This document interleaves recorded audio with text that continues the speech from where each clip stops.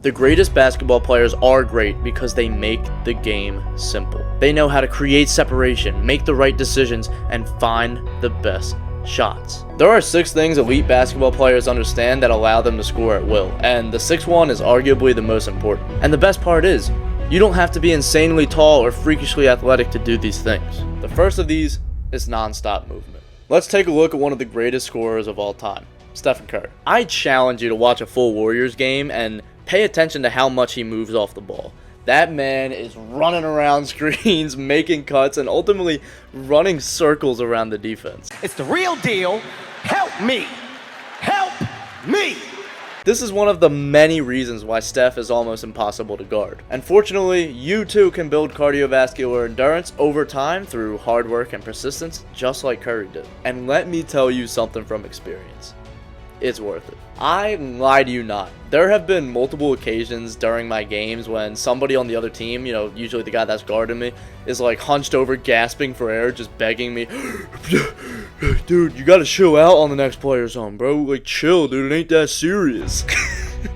And I'm telling you, there's so much power in having great basketball endurance that most basketball players take for granted. See, the power in it is being able to tire out your defender so much that he can't even produce on the offensive end. Here are 3 ways I built up my endurance over the years and turned one of my glaring weaknesses into one of my greatest strengths. Every offseason since 10th grade, I have spent a lot of time just running around my neighborhood.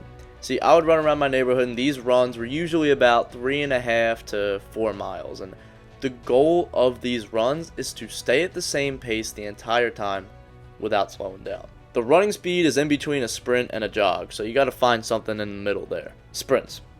Let's be real. Basketball players don't like sprints. But over the years, I have grown to love them because most other basketball players aren't willing to do them. So that gave me a competitive advantage over most players. Now look, I'm not going to be able to give you a perfect sprinting training regimen or something. You just have to do them. For example, do 5 upbacks in your backyard or in your driveway. Don't overcomplicate it. Just do the sprints. The final key is weightlifting. Now, while weightlifting may not directly impact your cardiovascular endurance, I do believe it is important to train your muscles and get them stronger to withstand the impacts of running for prolonged periods of time. Quick little story. Growing up, I had horrible knee pain. And all the running and jumping you must do for basketball was killing me. So I went to a few specialists, and finally I was diagnosed with Osgood-Schlatter's disease, which is an irritation of the area just below the knee where the tendon from the kneecap, which is the patellar tendon, attaches to the shin bone, which is the tibia. So basically this area was just an excruciating pain. Help! Help! Even resting didn't fix it because, it's not something that rest can really fix. So I just had to learn to push through the pain. Thankfully, in combination with just getting older and my growth plates not being out of whack anymore, it went away. However, I will say that weightlifting did ease the pain on my knees because it strengthened the muscles around them, so they didn't have to work as hard. Pro tip, if you have knee pain, go on the leg extension machine and hold the movement at the top. You'll thank me later. The second easy way to get buckets we will discuss is attacking mismatches. In my opinion, the greatest isolation player of all time is hands down James Harden. And one thing you will notice with James Harden's game is that his eyes light up when he has a mismatch. Opposing NBA teams know this and they make sure to fight around screens because the moment Harden has a mismatch, he is going to bring that man on an island and just go to work. I really started attacking mismatches in my junior year of high school because that was when I started to actually develop some kind of speed off the dribble. In high school basketball, most big men are not freak athletes. They're just tall. And a lot of them have never really guarded the guard position that much, which is why it is so important to attack those mismatches. And even at the higher levels where big men are more skilled, more athletic and everything, guards still have the advantage due to smaller players being able to shift the bigger guys. There are 2 essential actions you must take when attacking a mismatch. The first one is something that I've had to learn right now in my senior year. I'm still learning it right now. Give yourself a running start when attacking the mismatch. In the past, I've had mismatches and I just got clamped up by big men because I didn't give myself a running start. I tried to cook them right here on the wing and without even moving back, and then they're just able to slide with me with their long strides.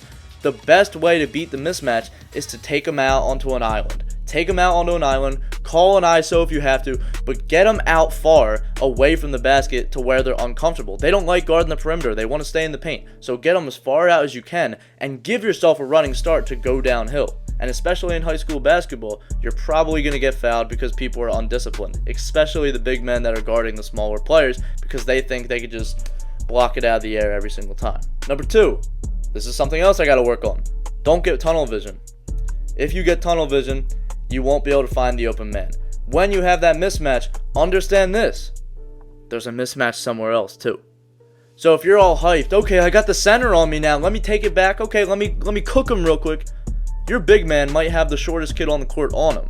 So you might want to be able to fake up here, get it into the low post or something like that. Don't get too much tunnel vision. Throughout the course of my basketball career, there has been a clear connection between my 30-point games and the amount of times I got to the foul line. If you want to score more points, you will do yourself a favor by getting to the foul line more. As I mentioned earlier, in high school, defenders are undisciplined. This means the more aggressive you are, the more times you'll get to the foul line. Also, as a shooter myself, I use my landing space to my advantage. If a defender closes out into your landing space, that's a foul. So to make sure that the ref sees that it's a foul, fall. Just fall. And that'll prevent a lot of injuries too, like by landing on somebody's foot and all the weight going on your ankle or something, fall. Okay? Don't flop, but fall. Because that gives you the opportunity to get a 4-point play or just get 3 free throws. And as Trey Drexel always says, do not leave money at the free throw line. Make those free throws because they are the only free shots you'll get in basketball. Fast breaks are a great way to score extra points in basketball. For one-on-one fast breaks, the key is to be quick and unpredictable. Attack the defender aggressively, unless they're going for a charge. Don't get a charge. Don't overthink. Just focus on speed and being unpredictable to score. In situations when your team has the advantage, let's say a 2-on-1 or a 3-on-2, spacing is crucial. And as a guard, you must take the middle of the court and use passing to move the ball up faster. Dribbling is not faster than passing. You've been taught that so many times throughout your basketball career, right? Your coaches may say, move the ball up the floor with passes, stop dribbling so much, right? It's true. The ball moves faster in the air than it does on the floor. So when you get that ball to the outlet, you might want to pass it up the floor because somebody might be waiting for the ball down there. You can get easy buckets. Also, at any level in basketball, especially the lower levels, most teams struggle playing defense in transition, so make sure to be on the lookout for passing behind the line of defenders for an easy bucket. One of the most frustrating things for coaches is missing fast break opportunities. If you're not handling the ball, sprint down the court anyway. You might just get the ball as a trailer or help apply pressure to the defense. Sprinting can lead to unexpected scoring opportunities and it challenges the defense to work harder. This next piece of advice will not only help generate more points for you, but it will also make you aware of how to get your teammates to score more too.